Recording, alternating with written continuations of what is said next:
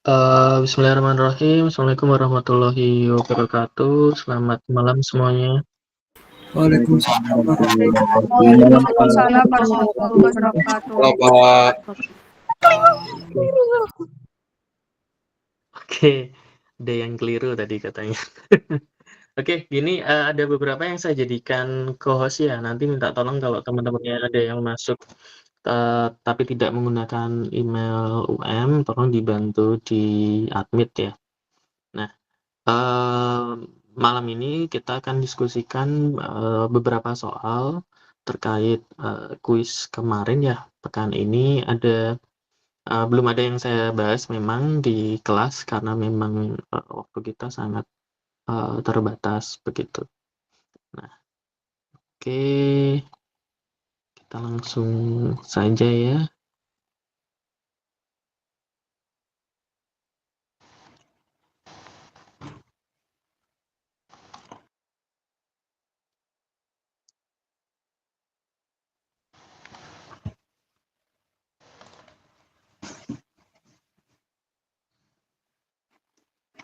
Oke, jadi ini saya gabungkan ya kelas pendidikan dengan kelas non-pendidikan biar kita efektif. Nah, pada dasarnya dari kuis yang kemarin saya bagikan, ada yang hari Senin, ada yang hari Rabu, kemudian ada yang hari Kamis ya. Itu mereview ya materi kalian selama 7 minggu ini, yaitu mulai dari yang pertama tentang macam-macam hal yang perlu kalian ketahui di lab ya, khususnya di lab kimia kemarin, kemudian tentang pembentukan ikatan ionik sama kovalen, lalu hubungannya dengan bentuk sama kepolaran, kemudian GAM, antar molekul, lalu ada sifat fisikanya, kemudian bagaimana kaitannya, kemudian larutan dan jenis-jenis larutan, kemudian pembuatan larutan, lalu perhitungan asam, basa, dan juga pengertian tentang larutan penyangga begitu. Nah, tentu saja tidak semuanya kita bahas malam ini ya, nanti tidak selesai-selesai. Saya pilih yang terutama kemarin banyak yang masih belum oke begitu, dan saya rasa perlu kita diskusikan lebih banyak gitu. Nah, yang pertama, ini kayaknya banyak yang lupa ya.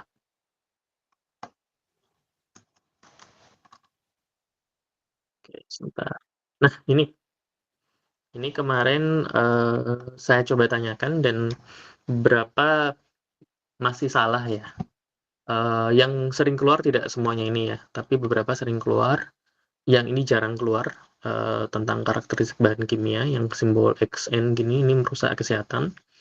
Nah, ini lumayan sering kita tanyakan ya. Dan kalian juga sudah bahas dulu waktu di awal. Ini eksplosif ya. Eksplosif itu artinya adalah mudah meledak ya. Gitu. Terus ini oksidator ya, atau mudah teroksidasi tandanya. Nah, jangan sampai keliru sama sebelah kanannya. Nah, beda ya. Kalau mudah teroksidasi ada apa ini? Lingkarannya, Pak. Ada lingkarannya. Ada lingkarannya itu tanda kalau itu mudah teroksidasi atau seperti itulah ya. Kemudian ini yang bentuknya seperti nyala api ini namanya flammable ya, atau mudah terbakar. Nah, tapi bisa juga F+. F+ itu maksudnya flammable plus plus. Nah, flammable tadi apa? Mudah terbakar. terbakar. Kalau F++ berarti sangat mudah terbakar. Sama halnya dengan ini. Ini gambar tengkorak silang X ya. Ini bukan tanda bajak laut ya. Tapi ini artinya apa? Toksin. Toxic. Jadi kalau ada T+, begitu, jadi toxic plus berarti artinya dia sangat beracun. beracun. Nah, terus X lagi, ini bahaya iritasi, bedanya kalau dengan yang atas ini merusak kesehatan, ini bahaya iritasi, ini jarang lah kita diskusikan. Nah, ini lumayan sering juga kita bahas ya. Ini bersifat korosif. Gitu. Jadi kalau ada tangan ditetesin zat cair, kemudian hilang gitu. Begitu juga dengan ke bahan yang lain, ini artinya sifatnya korosif. Nah, kalau ini berbahaya bagi lingkungan. Makanya kalau ada sungai terus ikannya mati, ada pohon pohonnya mati begitu. Nah, 3 tanda yang bawah ini jarang ya. Tanda 3 yang bawah ini just under pressure, kemudian ini generation. Nah, kalau ini carcinogen dan hazardous of the ozone layer, jarang ini. Jadi yang main sering keluar ya ini ya, eksplosif, uh, mudah teroksidasi, itu kemudian flammable, kemudian toxic, kemudian corrosive, kemudian berbahaya bagi lingkungan. Ini lumayan sering keluar. Nah, yang keluar lagi tentang bab pertama tadi itu adalah terkait ini. Nah, ini keluar ya.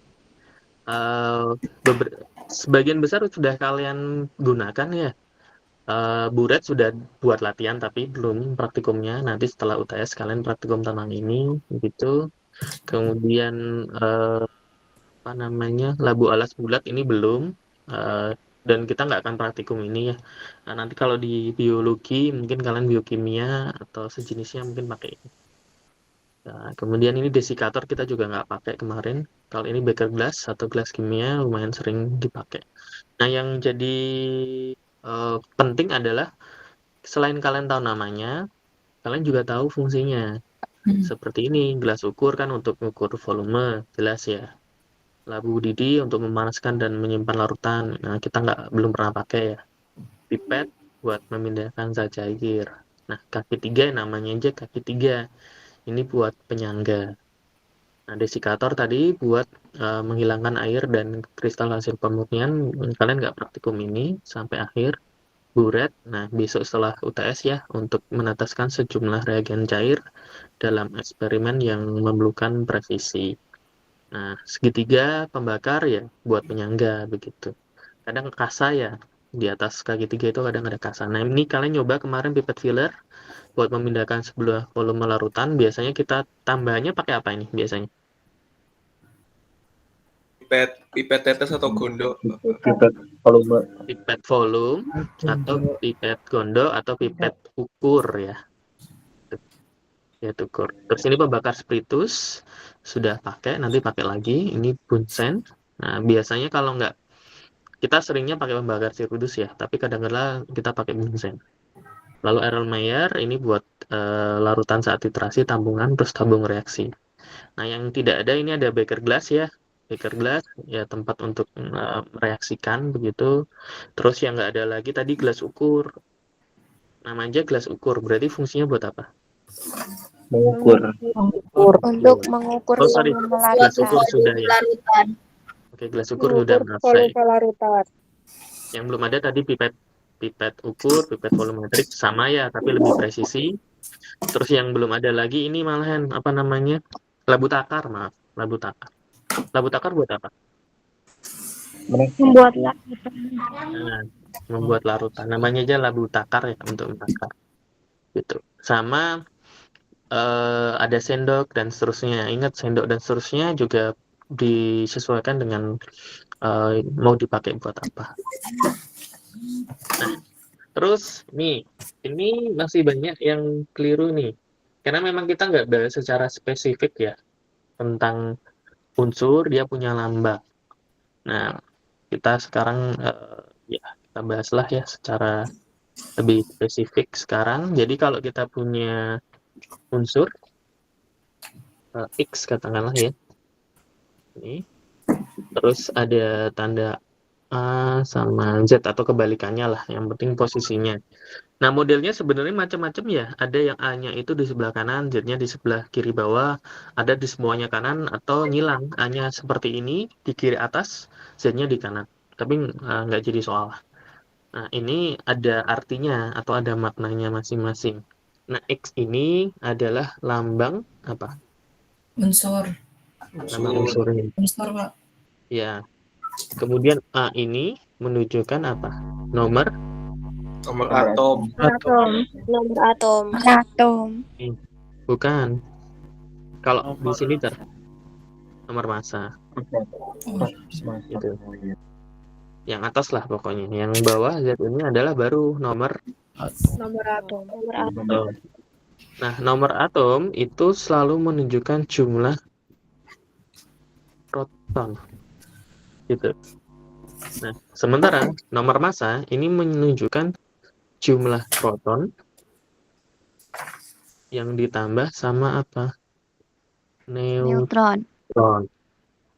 Nah, ada yang belum ada nih, yang sering kita bahas, yaitu elektron. Nah, elektron itu proton kita kurangin sama muatan. Nah, ini kan belum kita bahas ya. Nah, sekarang tinggal di sini kita punya X 1327. Nah, ini tadi yang saya bilang bahwa ini sebenarnya bisa posisinya di otak-atik ya. Sebenarnya tergantung rujukannya ya, gitu. Nah, di sini ditanyain berturut-turut adalah protonnya. Kemudian yang kedua neutronnya. Yang terakhir elektron. Nah, langsung kita bisa tentuin yang pertama adalah proton kan ya. Karena proton kan yang bawah ya tadi ya. Berarti berapa ini? 13. 13. Nah, yang perlu hati-hati adalah neutron. Neutron itu adalah Nomor massa dikurangi. Massa kurangi nomor atom. nah ini. Nomor massa Jadi kelompok. nomor massa. Nomor massanya berapa? 27. 27. Itu kurangin 13. 13. berarti 14 ya. 14. Nah, terus yang kedua yang kadang-kadang salah lagi adalah 10. elektron nih. Elektron itu kan proton dikurangin muatan. Nah, yang ditanyain kan ion X3+ ya. Berarti ada muatannya. Muatannya adalah plus ya. Nah, tadi temanmu udah jawab tuh, 10 tuh. Nah, yang hati-hati kalau saya punya yang lain nih. Contoh ion sulfur 2-. Nah, kalau yang ditanyain elektronnya, kan rumusnya sama ya tadi. Protonnya berapa ini? 16. 16. Dikurangin muatan. Nah, muatannya berapa? Minus Min 2. 2. Tulis aja dulu gini ya. 2. Nah, 16 dikurangin min 2 jadi berapa? 18. 18. Kenapa saya tulis lagi seperti ini? Karena kadang-kadang ada yang lupa bahwa min dikurangin muatan. Jadi ada minusnya lagi gitu. Nah, kadang-kadang 16 kalau muatannya 12 dikiranya hasilnya kemudian 14 begitu ya. Sederhana tapi seringkali lupa begitu. Karena memang lama sekali nggak kalian bahas ya. Terus yang berikutnya, ini kita berturut-turut punya nitrogen, lalu magnesium, sama klor. Yang ditanyain adalah elektron valensi. Nah, elektron valensi yang kepake nomor atom apa nomor massa? Atom. Atom. Nomor atom. Atom itu yang bawah atau yang atas? Bawah. Bawah. Berarti nitrogen 7 ya? Iya. Ya. Ya. Magnesium berapa? 12. 12. 12. Oke, good. Klor? 17. Nah, sekarang fokusnya ini yang ditanyakan adalah elektron valensi. Karena yang ditanyain elektron valensi, kalian nggak perlu konfigurasi yang panjang ya, yang 1s2, 2s2, dan seterusnya. Kalian ingat aja nomor kulit. Nomor kulit kan ada nomor kulit pertama, kulit kedua, kulit ketiga, keempat, dan seterusnya ya. Dan seterusnya. Nah, kulit pertama itu maksimal berapa elektron? 2 2. elektron. Nah, ini kan semuanya ada lebih dari 2 kan? Berarti di kulit pertama pasti ada 2 nih. Nah, selanjutnya kulit kedua maksimal berapa elektron? 8. 8. Nah, nitrogen kan 7 nih, udah diambil 2 di kulit pertama, berarti sisanya berapa? 5. 5. Nah, berarti dia nggak ngisi ya di kulit ketiga dan seterusnya dia kosong gitu. Punya tapi kosong ya. Ada kulitnya tapi kosong. Nah, magnesium 12 diambil 2 berarti sisa 10 kan ya. 10. Ingat kulit kedua tadi berapa elektron? Maksimal 8. 8. Nah, sisa 2 kita taruh ke 3. Kulit ketiga kan maksimal 18 ya. Dan kulit keempat dan seterusnya kosong dia. Nah, klor 2 berarti diambil 2 masih 15 ya. Diambil 8 lagi dikurangin berarti masih 7 ya. Nah, kulit ketiga tadi maksimal berapa? 18. 18. Kalau kita isi 7 berarti masih oke ya. Masih. Masih. Nah, sehingga elektron valensi ya paling luar. Paling luarnya kalau nitrogen yang masih terisi oleh elektron kulit keberapa? 2. 2. Nah, berarti dia punya 5 elektron valensi. Magnesium berapa? 2. 2. 2. Klor 7. 7. Oke, ini ya. Harus bisa lah ya. Yang paling seperti itu. Oke, good. Nah, ini kemarin kayaknya kepotong ya soalnya. Yang bawah ya. Jadi ini diminta untuk kita mengidentifikasi partikel unsur. Nah, sebenarnya langsung kelihatan sih. Kan kalau partikel unsur itu bisa diisi apa terdiri dari Satu jenis atom. satu jenis atom saja. Jadi bisa lebih dari satu tapi sejenis juga termasuk partikel unsur ya. Nah, kalau dalam bentuk atom-atomnya itu terlihat tuh seperti yang A ini. Ini kan sendiri-sendiri nih, yang biru sendiri-sendiri ya. Ya. Ya, yang merah juga sendiri-sendiri nggak? Betul. Iya. Berarti ini adalah partikel unsur. Partikel unsur. Nah, yang kedua, yang B, enggak kan? Ini beda kan? Tidak, Pak. Beda. Ini bukan partikel unsur. Nah, ini senyawa lah ya. Contohnya. Yang C, ini lebih dari satu, tapi sejenis nggak? Sejenis. Iya. Ya. Berarti ini juga unsur. Contohnya kan O2, N2 gitu kan ya. Yang D, 2 juga, tapi beda-beda kan warnanya. Ya. Beda. Berarti ini kan unsur ya, tapi senyawa begitu. Bisa HF, HCl atau yang lainnya. Visualisasinya seperti ini. Nah, ini kemarin karena kepotong kayaknya yang bagian bawah nggak muncul ya. Nah, ini yang perlu effort ini. Kenapa perlu effort? Karena mau nggak mau harus hafal ya, begitu. Ini bentuk yang mana? Ini bentuk apa ini? Tetra. Oke. Kalau bentuk-bentuk yang lain itu kan kemarin kita sempat bahas ya, sudah agak lama sih di minggu kedua kalau nggak minggu pertama.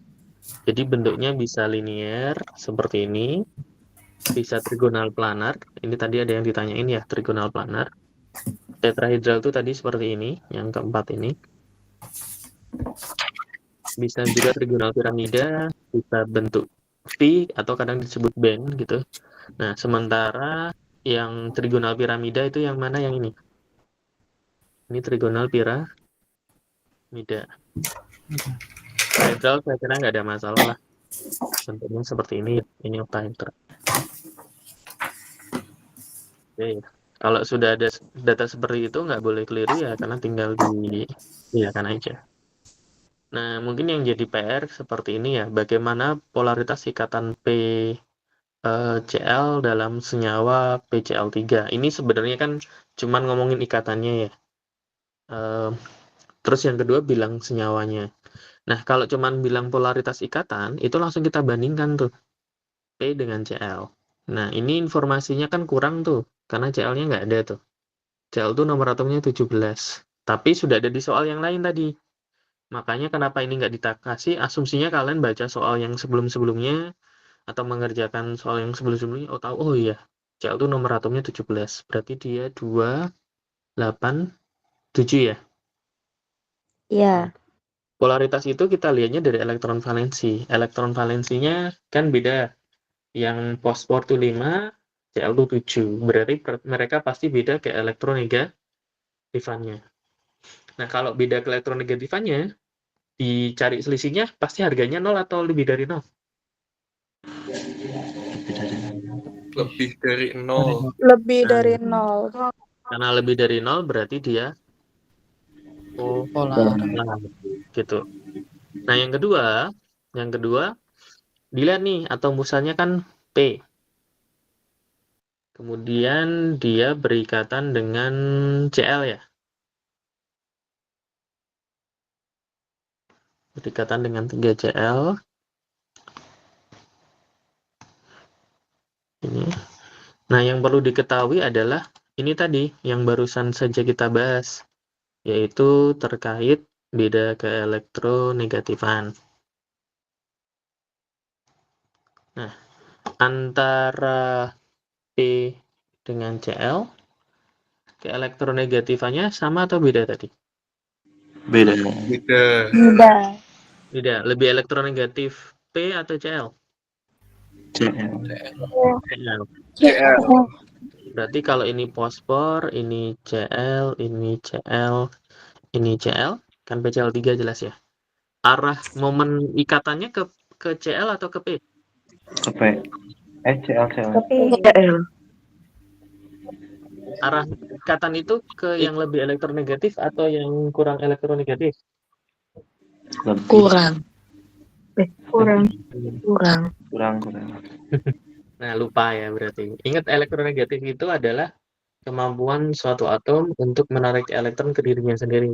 Kalau dia makin elektronegatif, berarti arah ikatannya akan ke dia, ke yang lebih besar itu negatifnya. Berarti bukan ke P ya, tapi ke Cl. Cl. Ke Cl. Nah, dulu kan digambarin gini ya. Nah, ini searah kan? Kan tidak saling meniada Searah. kan? Berarti mu-nya atau momen ikatannya lebih besar dari 0 atau lebih kecil dari 0? Lebih besar. Lebih besar dari 0. Besar. Polar atau Besar. non-polar?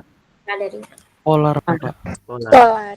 Nah, ini agak effort ya yang ini, karena kuncinya kan agak panjang ya. Kalian harus menentukan ke elektronegatifan dulu, baru bisa menjelaskan nanti dia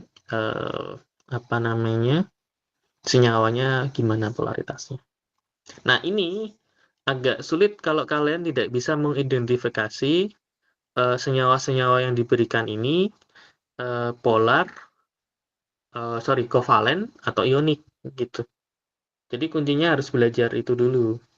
Nah, taunya gimana? Biasanya kan kalian, oh ya pokoknya kalau dia terbentuk dari logam sama non logam, ini Pak ionik gitu. Ya walaupun sebenarnya nggak benar ya, karena kan sebenarnya yang ionik itu kan kalau dia ada gaya elektrostatik antara kation dan anion melalui gaya elektrostatik.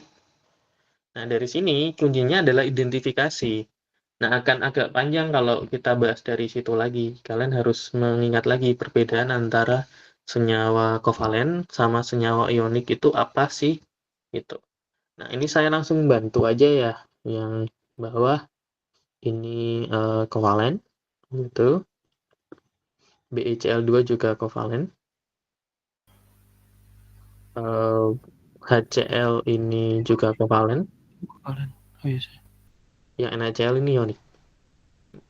Nah, secara umum tidak bisa apple to apple ya, tapi secara umum kalau tidak terlalu ada perbedaan signifikan dari massa molekulnya atau dari ukurannya, yang ionik itu lebih kuat atau lebih lemah dari NaCl? Umumnya lebih kuat. Kalau lebih kuat, ikatannya susah diputus atau gampang? diputus? Di gambus. Gambus. Susah. Bisa diputus. Kalau teman kalian bestian nih, terus ada orang baru mau gangguin. Nah, kalau sudah bestiannya kuat banget ikatannya, kira-kira susah nggak mutus itu? Susah. Kalau susah berarti perlu energi tinggi atau rendah? Tinggi. Tinggi kan? Kalau memutus kan harus merencanakan atau memanipulasi kejadian-kejadian sehingga mereka jadi berantem kan, baru bisa putus kan. Jadi perlu effort tinggi kan. Nah, berarti di sini titik didihnya tinggi ionik atau kovalen? Ionik. Ionik. Nah, cuman harus hati-hati ya. Kalau di sini kemudian saya taruh di paling bawah ini, katakanlah ada E. Ini aspal gitu. Atau ya bolehlah aspal gitu. Terus ini bukan NaCl ya, misal yang lainnya. Nah, belum tentu aspal ini lebih rendah daripada NaCl kan? Atau senyawa lain deh, yang kovalen juga, ini F misal ya. Jangan aspal mungkin kalian bingung ya. Intan, tahu intan? Tahu. Intan itu kan sebenarnya cuma karbon kan? Ikatannya kan kovalen. Tapi titik didihnya tinggi mana antara NaCl dibandingin sama intan? Tinggi intan. Intan. Nah, yang seperti itu kalian harus lihat lagi, harus ditelaah lagi. Ini faktornya ada yang lain lagi atau enggak. Tapi kalau seperti yang kemarin saya tanyakan, ya nggak ada masalah tuh. Kalian pasti bisa gitu, untuk menentukan. Karena cukup jelas lah. Terus ini gampang lah. Campuran homogen atau larutan yang mana nih? Darah. Ya. Ingat, Darah. larut Darah. Tinta bola. kuncinya adalah dia homogen. Homogen bisa dibedakan atau tidak antara zat pelarut Tidak bisa. dan pelarutnya? Tidak bisa. Satu. Terus apakah harus wujudnya cair? Tidak. Apakah harus tentu. selalu cair? Tidak harus. Contohnya ini, udara ini fasenya apa? O2. Gas. Bukan H2 penyusunnya memang, tapi kan nggak hanya H2 ya, tapi ada O2, ada N2 sama yang lain-lain gitu. Jadi apa namanya, cukup jelas lah. Yang larutan yang bentuknya padatan ada nggak? Ada. Ada nggak? Apa? Logam. Mungkin ini teman kalian yang cewek lagi pakai logam. Perhiasan. Perhiasan emas kan ini. Contohnya itu. Oke, jadi ada yang padatan juga tuh. Oke. Nah, masih inget lah kalau yang ini saya rasa malahan. Nah, terus ini sebenarnya banyak cara ya untuk membedakan elektrolit kuat sama non elektrolit. Tetapi paling gampang kita lihat dari nyala lampu kan ya. Kalau yang kuat itu yang gimana? Terang. Lampunya terang. Dan gelombangnya. Tapi sebenarnya paling pas ini ya, yaitu derajat ionisasi. Kalau derajat ionisasi 1, ini pasti dia elektrolit kuat. Gitu. Kuat. Nah, kalau 0, netral. kalau 0 tidak elektrolit atau non elektrolit. Nah, sementara kalau dia lebih besar dari 0, tetapi lebih kecil dari 1, begitu, dia termasuk apa? Elektrolit lemah. Elektrolit lemah. Nah, yang perlu diingat adalah kalau elektrolit kuat itu asam kuat, basa kuat, sama garam kan? Gini ya. Nah, kalau yang asam kuat ada banyak ya, tapi yang saya minta kalian ingat paling nggak 4 kan? HCl4, HBR. HCl, HBr, HI, HNO3, lalu asam sulfat kan? H2SO4. 2SO4. Kalau basa kuat, ini basa yang terbentuk dari golongan 1A atau golongan 1 dan golongan 2A. Tapi kecuali Be ya, berilium ya. Nah, tapi kalau MgOH 2 kali dan seterusnya kuat. Nah, kalau garam kan hasil reaksi asam dan basa. Nggak harus semuanya kuat. Kalau garam pasti elektrolit kuat. Nah, kalau elektrolit lemah, ini isinya ya asam lemah sama basa lemah. Non elektrolit ya selain itu, selain asam, entah kuat atau lemah, selain garam, selain basa. Nah, ini. Gitu. Nah, apa saja? Nah, bukan lagi catatannya. Minggu ini rata-rata saya bahas dari situ, ada yang dari Google. Nah, kemudian ada pasangan asam basa konjugasi menurut telur ini. Oke, kalau pasangan itu mirip atau tidak mirip? Mirip. Bisa mirip, bisa. Ya kadang kan mirip Pak. Ya sudahlah ya, itu abaikan dulu lah ya. Tapi pasti ada kemiripan. Kalau nggak secara fisik mungkin ada sifat lah ya atau yang ini. Yang A ini mirip nggak ini? Enggak kan ya? Tidak. Ya. Tidak. Yang B itu mirip nggak? Tidak. Enggak. Tidak. Bisa diabaikan nih. Dia mirip ya, H2O sama Mirip, H3O+, H2O tapi dan belum tentu 3O+. jawabannya ya. HCN sama HCO4- mirip nggak? Tidak. Enggak. Berarti tinggal antara C sama nah, ini kan kita lihat lagi nih, dia mintanya asam basa. Kalau asam basa berarti yang dipilih asam dulu baru basa kan ya. Nah, ini kan bedanya H2O dengan H3O+, kemudian COH sama COH-. Nah, asam itu lebih banyak hanya atau lebih dikit? Lebih banyak hanya. H2O sama H3O+ lebih banyak hanya yang mana? Lebih banyak H3O+. Berarti ini basa asam konjugasi. Nah, sementara CHOOH nih dengan CHO- kan jelas tuh lebih banyak apa? Hanya yang mana? CHOOH. Asam basa konjugasi. Nah, teori asam basa yang saya ajarkan ke kalian kan 3 ya, lupa dipelajarin tuh. Ada Arrhenius,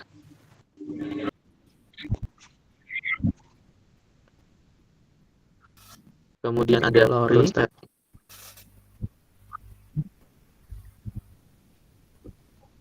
kemudian ada Lewis ya. Nah, Arrhenius simple tuh. Asam itu adalah zat yang kalau kita masukkan ke air menghasilkan ion H+. Kalau basa menurut Arrhenius adalah zat yang kita masukkan ke air menghasilkan OH-. Berzat Lori yaitu konsepnya adalah tentang proton tuh. Jadi kalau asam dia ngasih proton, ngasih H. Nah, atau kita sebutnya donor proton. Nah, yang contohnya di soal ini. Terus kalau basa dia aseptor proton atau nerima H. Nah, kalau Lewis beda lagi.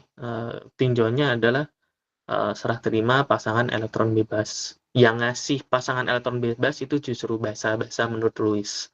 Sementara kalau yang menerima pasangan elektron bebas itu berarti adalah justru asam menurut Lewis begitu. Nah, paling nggak 3 ini harus ingat ya. Nah, ini sudah mulai hitung-hitungan semua nih. Hitung-hitungan pada dasarnya ya kita agak loncat-loncat ya, sayangnya begitu karena memang materinya dasar perhitungan itu sebenarnya stoichiometry. Nah, kita kan melewati stoichiometry ya. Asumsinya karena kalian sudah pernah dapat dulu waktu di sekolah menengah atas, entah SMA, MAN, SMK, atau sederajat ya. Nah, itu tidak terlalu spesifik, jadi kita bahasnya loncat-loncat. Nah, pada dasarnya ini kan sudah kalian lakukan, tapi ngitungnya NaOH ya, dan sudah kita bahas juga. Kalau kita ngitung molaritas, itu sebenarnya kan mol dibagi volume, tapi dalam bentuk liter.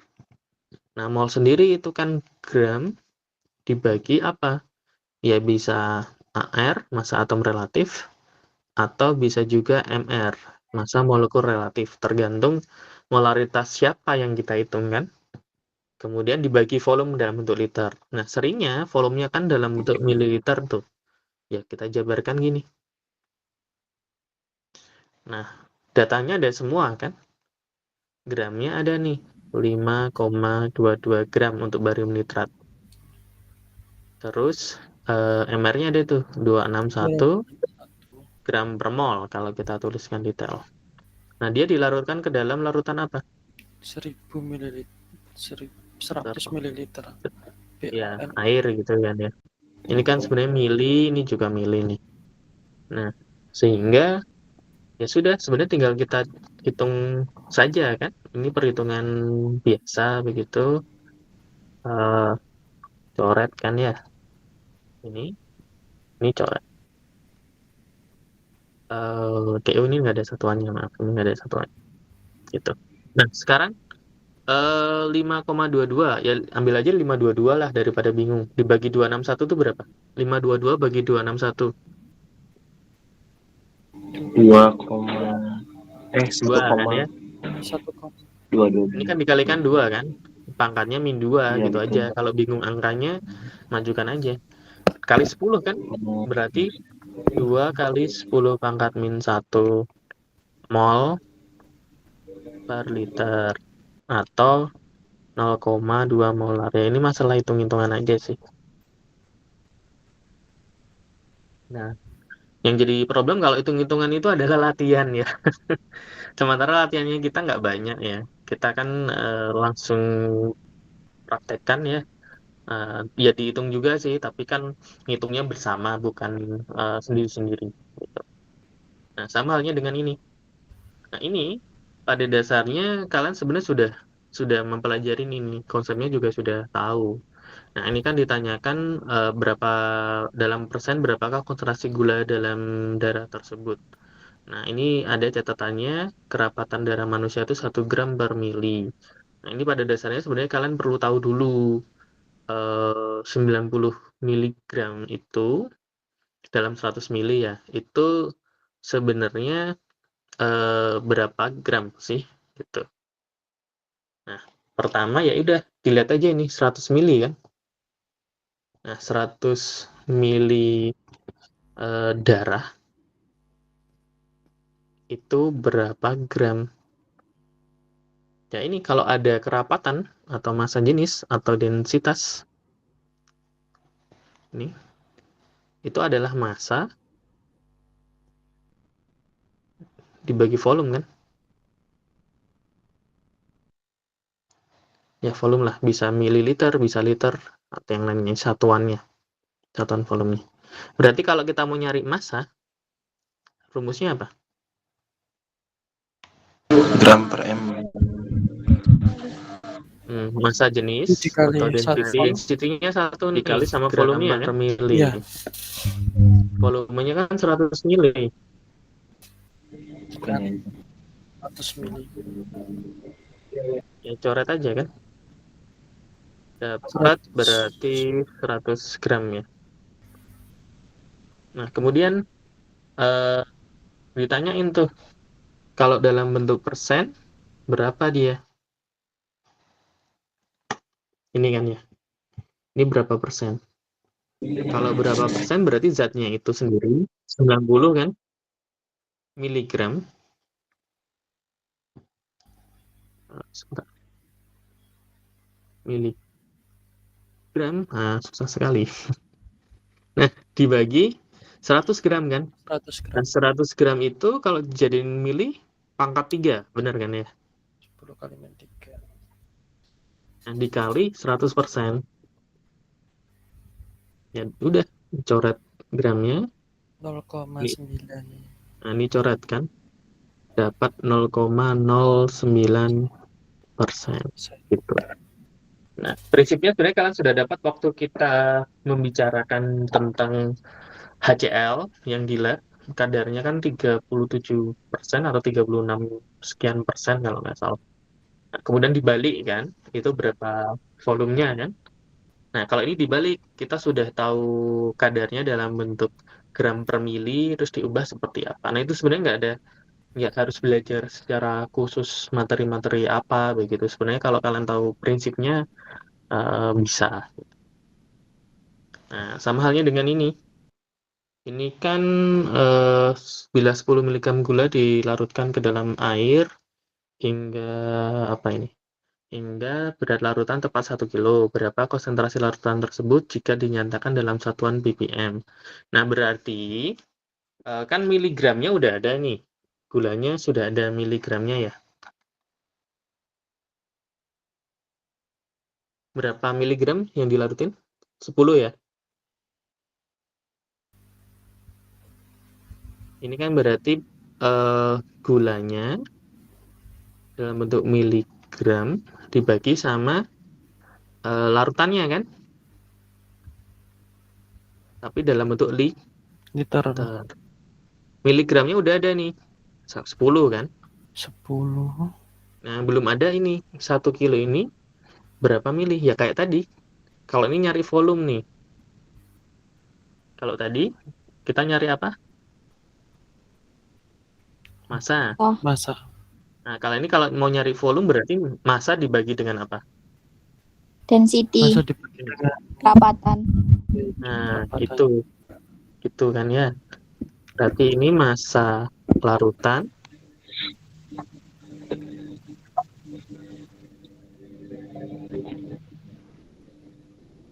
dibagi sama density atau massa jenis. Nah, massa larutan kan 1 kilo tuh. Terus ini massanya kan 1 mili, 1 gram per mili. 1 gram per mili itu ya sama aja gini. Kalau dijadiin kilo, 1 gram ke kilo naik berapa? 3.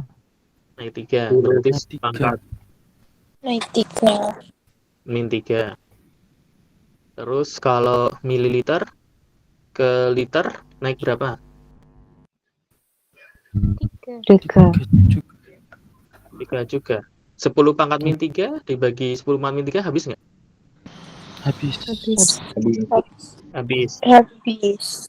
Jadi 1 gram per mili itu saya tulis 1 kilo per liter boleh nggak? Boleh. Boleh. Nah, ini coret kan kilo sama kilonya. Ya. Liternya naik kan. Berarti 1 liter. Ya, ini dibagi 1 liter. Ya dapat 10 miligram per liter. Nah, masih ada yang salah kan kemarin? Ya, ini konsep sih. Kita nggak banyak latihan ke sini memang gitu. Nah, sekarang ini sebenarnya lebih pas kalau kita sudah bahas titrasi ya. Karena ini sebenarnya titrasi. Kenapa ini saya cantumkan biar kalian dapat gambaran sebenarnya ketika larutan penyangga diproses penambahan antara asam dengan basa, entah mana dulu yang kuat atau mana dulu yang lemah, itu di mana sih sebenarnya posisinya. Nah, sekarang kita punya C3COH, asam asetat ya. Asam kuat atau lemah? Lemah. Terus kita punya NaOH, basa kuat atau lemah? Basa kuat. Basa kuat.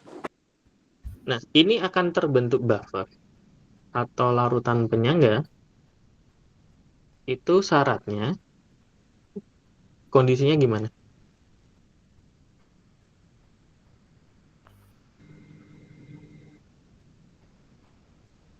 Kalau asam lemahnya itu sisa dari ketika direaksiin. Atau dengan kata lain, asam lemahnya yaitu C3COH-nya adalah berlebih atau kondisi masih banyak. Nah, sekarang Kalau punya kurva kayak gini, taunya dari mana, Pak? Kamu lihat titik awalnya. Titik awalnya itu kan pH-nya berapa itu? Kalau kalian lihat garis penambahan volume NaOH, pH-nya 3. 3. 3 di sini berarti NaOH-nya 0 toh? 0. 0. Berarti ini asam lemah dulu kan awalnya. Iya. Nah, ketika ditambah tetes demi tetes, pas penambahan pertama yang ini, itu berarti jumlah asam lemahnya kalau kita bandingin sama basa kuatnya banyakan siapa? Asam lemah. Asam lemah. Cocok nggak dengan konsep buffer ini? Kalau kondisinya itu? Cocok. Ya udah selesai, ini buffernya. Oh, ya ampun. Bener jawaban pertama. Nggak terlalu sulit kan sebenarnya, teman. Ya karena kalian belum literasi, mau jelasin ini kadang-kadang nanggung, bingung juga nanti bolak-balik gitu. Nah, terus buffer atau larutan penyangga itu ya kita overview ya. Jadi bisa kalau dari prosesnya lemah ditambah kuat, yang lemah harus lebih banyak sehingga yang lemah sisa. Atau bisa juga kondisi di mana ada asam lemahnya atau yang lemah dengan basa konjugasi. Nah, asam lemahnya kan di sini CH3COH.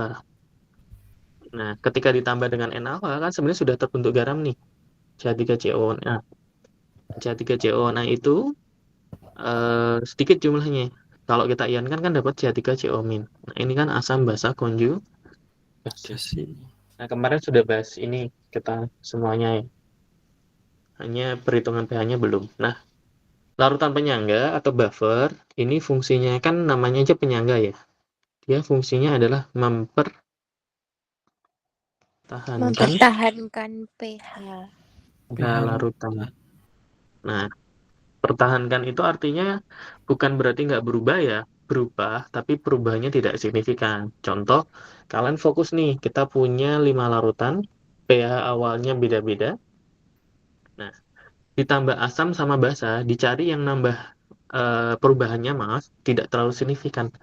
Awalnya 3 nih, ditambah asam jadi 1, ditambah basa 4. Kenaikannya atau perubahannya signifikan atau enggak? Signifikan. Buffer atau tidak? Tidak buffer. Tidak. Bukan buffer nih. Bukan buffer. Nah, pH awalnya 5 nih, ditambah asam jadi 4,9, tambah basa naik 5,1. Naiknya drastis nggak? Enggak drastis. Berarti buffer atau bukan? Buffer. Nah, yang R juga gitu tuh, awalnya 8 tambah asam turun, tapi turunnya nggak signifikan, cuma 7,9, naik juga nggak tinggi tuh, 8,1. Buffer atau enggak? Buffer. Nah, sementara yang lainnya ketika ditambah asam sama basa naiknya signifikan. Berarti cukup jelas buffernya adalah yang Q sama R. Ya, sulit kan? Gitu. Nah, ini saya banyakin karena kemarin kan memang belum sampai materi ini ya. Ada yang sudah tapi kepotong-potong gitu. Terus ini perhitungannya juga tidak terlalu banyak kita bahas. Kemarin baru sebagian besar sudah saya bahas ya. Ada satu kelas yang belum bahas perhitungan pH-nya ya karena waktunya nggak cukup kemarin. Nah, perhitungan kalau udah ada data kayak gini, pertama kalian harus tahu dulu campurannya ini. Kita punya NaNO2 sama HNO2. HNO2 itu asam atau basa? Asam. Asam. Oh, asam. Kuat atau lemah? Asam lemah. Lemah. Kalau yang kuat HNO3 ya. NO3. Nah, NaNO2 ini adalah garam.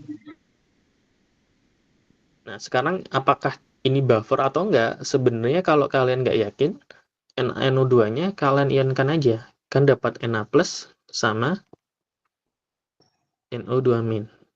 Nah, asam lemahnya HNO2. Nah, pengionan garamnya dapat NO2-. Ini asam lemah dan konjugasinya enggak? Iya. Mirip kan? Selisih satu hal. Berarti ini buffer. Ini adalah buffer asam. Nah, karena sudah clear, dia nanyain pH, ya kita fokus ke pH aja. Nah, pH buffer kalau itu asam lemah dan basa konjugasinya kan H plus Ka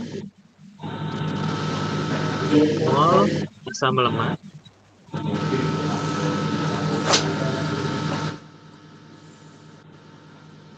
dibagi mol basa konjugasinya. Nah, Ka-nya 4 kali 10 pangkat min 4. Mol asam lemahnya ya kita hitung tuh 0,47 dibagi mR-nya ya 47. Mol basa lemahnya sudah ada ya 0,02. Nah, ini dicoret kan? 0,01. Dicoret berapa ini? 0,01 bagi 0,02. 0,005. Ya, plus setengah aja ya, biar gampang ya. Nah, setengah coret kan sama ini? Berarti 2 kali 10 pangkat min 4. Nah, pH itu min log H plus. Berarti min log 2 kali 10 pangkat min 4. Nah, min 4 naik kan? Jadi 4 min log 2. Udah selesai. Sebentar. Nah, ini latihan ya. Kalau yang perhitungan memang harus latihan. Agak sulit juga kalau kalian nggak nyoba sendiri gitu ya. Nah, ini sebenarnya nggak perlu dibahas detail sih. Ini kita terbentuk garam, tapi saya kasih saja gitu contohnya. Ini harusnya bikin MBS ya. C3 atau gini aja. Ini kan reaksinya udah ada nih. Terus bikin mula-mula bereaksi sisa. Kita pakai milimol aja. Kaliin aja 50 mili asam cuka, asam asetat dikalikan 50 mili kali 0,2 dapat berapa tuh? 10 10 milimol ya. 10 milimol. Nah, 50 mili NaH ditambah 0,2. 10 juga kan ya dikalikan. Nah, C3CNA sama H2O awalnya belum terbentuk kan. Nah, kemudian kelihatan nih reaksinya udah setara. Kalau awalnya C3COH-nya 10 mili, NaH-nya 10 mili, koefisien sama jelas kan. Ini hasilnya 10 semua nih. 10 semua. Cuman bedanya yang di kiri dikurangin, yang kanan dijumlahin kan. Nah, dapet tuh ini garamnya kan. Nah, garamnya sifatnya apa? Basa, karena terbentuk dari basa kuat sama asam lemah. Sebenarnya nggak itu ya, dilihat dari hidrolisisnya gitu. Nah, kemudian perhitungannya tinggal masukin rumus. KW per Ka, ini sebenarnya KH ya, ketetapan hidrolisis dikali konsentrasi garamnya. Nah, KW kalau nggak ada keterangan apapun ya min 14 bagi Ka. Nah, ini 10. Ingat 10 ini masih milimol. Dimintanya konsentrasi, berarti dibagi volume. Nah, volumenya berapa? Kalau kalian punya 50 mili ditambah 50 mili, volumenya sekarang jadi berapa? 100 ml. Ini yang salah sering di sini nih. Ini dibaginya nggak 100. Ini coret kan? Ini 10 pangkat min 1. Ini coret min 9. Min 9 sama min 1 berapa? Min 10. Di akar? 10. Di akar jadi berapa? Akar min 5. Min 5. Nah, ketemu kan pOH-nya? Min log OH minus ya 10 pangkat min 5. Berarti 5. Ya kan 14 dikurangin pOH. 14 kurangin 5 berapa? 9. Nah, 9 itu sama aja 9 plus log 1. Log 1 itu nilainya 0.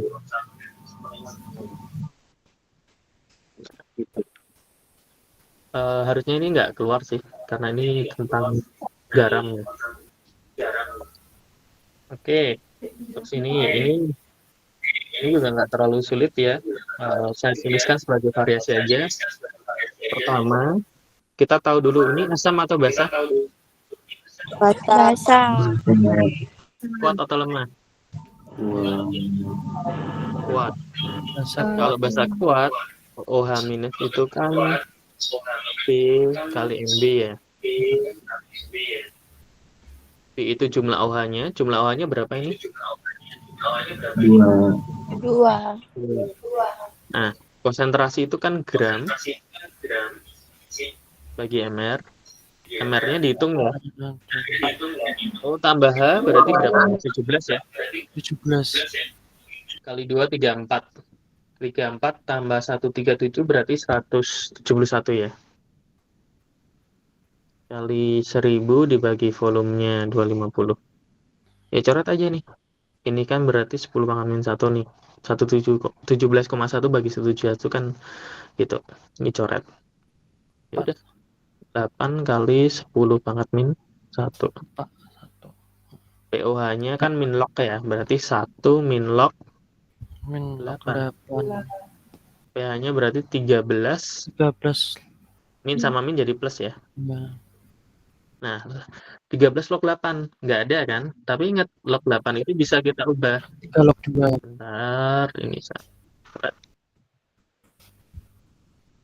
Tadi 13 plus log 8. Nah, log 8 itu sama aja log 2 pangkat 3. Pindah ke depan kan ya?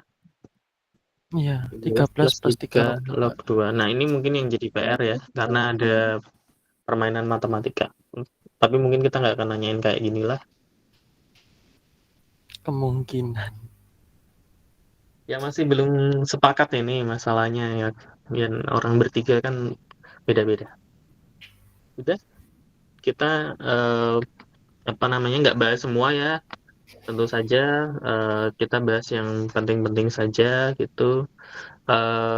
Saya nggak tahu kalau memungkinkan sih saya bikinkan video ya, tapi kayaknya sulit ya karena saya ada pelatihan full 1 minggu ini sampai malam terus begitu di UM sih. Sehingga nanti kalian bisa cari aja sih googling atau cari YouTube video tentang penjelasan terutama asam, basa, kemudian garam sama buffer lah ya. Walaupun kemarin sebenarnya sudah saya jelaskan, cuman fokusnya kan ke konsep ya. Nah, yang kita keluarkan kan bisa dua-duanya ya, konsep sama hitungan. Mungkin yang jadi PR adalah hitungannya gitu. Oke, seperti itu saja malam ini. Kalau mungkin kan nanti saya bagikan. Oh ya, gimana Mas Aditya? Silahkan. Ya maaf izin ya Pak. Untuk video penjelasan tadi itu ada ininya Pak, ada rekamannya. Ya, kalau nanti memungkinkan saya bagikan ya. Karena saya harus ngerjain yang lainnya juga ini, jadi saya bagi-bagi gitu satunya. Baik Pak. Terima kasih Pak. Ya, sama-sama. Silahkan Mbak. Terima kasih Bapak. Oh ya, sama-sama. Mas Stefanus, kenapa Mas? Bapak izin mohon tanya, ini kan kami hari Kamis tidak ada jadwal. Nah, itu untuk ujian kami bagaimana nggih? Ujiannya bareng Mas soalnya. Jadi tinggal sistemnya aja, ini juga belum disepakati dua hal itu soalnya. Oh, Saya mau menanyakan, tapi saya sendiri juga masih mengerjakan yang lain sih. Saya sih berusaha semoga maksimal Selasa lah ya, sudah ada kabar nanti sistemnya seperti apa. Tapi jamnya itu memang antara 11 ke 12 atau 10 ke 11 begitu untuk jam ujiannya. Karena dibarengin sama offering lain, Mas. oh nggih Bapak. Untuk Jadi itu kemungkinannya online atau offline Bapak? Karena kita ya tidak ada kelas. 60% sih online ya, tapi masih alot sih Mas. Jadi saya nggak berani jawab kan, makanya di grup kan masih saya jawab. Kayaknya Mas Aditya kan juga nanya itu kemarin-kemarin kan masih kami diskusikan gitu. Karena prinsipnya, karena yang diajarkan sama, praktikumnya juga sama, metodenya aja mungkin yang cara ngajar kan beda-beda ya. Itu kami berprinsip biar fair sih, soalnya juga harus sama dan dikerjakan di waktu yang sama dengan cara yang sama begitu. Jadi biar fair tuh loh, nggak dibanding-bandingin tuh nanti kelas saya dengan kelas yang lain. Oh nggih. Jadi tujuannya ke situ sih harapannya ya, tapi ini masih berusaha ya gitu. Ya lebih dari separuh kemungkinan online nih, tapi saya nggak tahu ya nanti seperti apa. Oh nggih, Nah, kami baik juga Bapak. nggak bisa ketemu ya. Nggih, baik. Terima Ya, kasih Bapak. gitu Mas. Oke, Mbak Elizabeth, kenapa Mbak Elizabeth? Pak, untuk soal G-form-nya kemarin apakah dikirimkan lagi supaya kita ada tambahan latihan soal lagi, Pak? Nggak boleh Mbak masalahnya. Kayak PPT juga enggak kan. Jadi ya bukan kenapa-napa, memang kami sepakatnya gitu sih.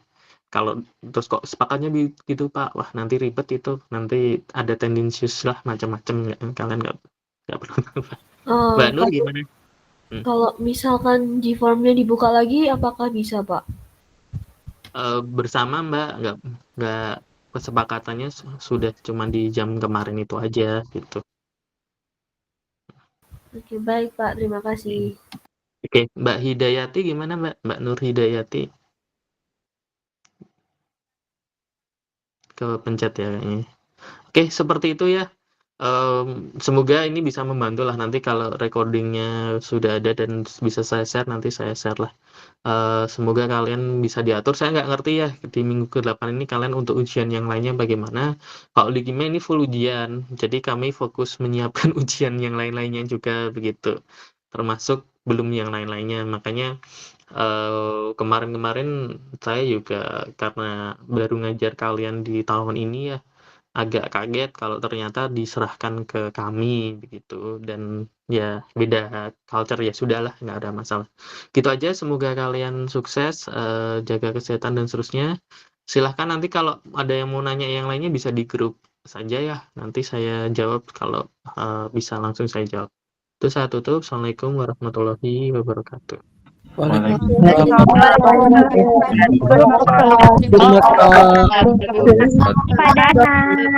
Sama-sama. Terima kasih Bapak. Thank you.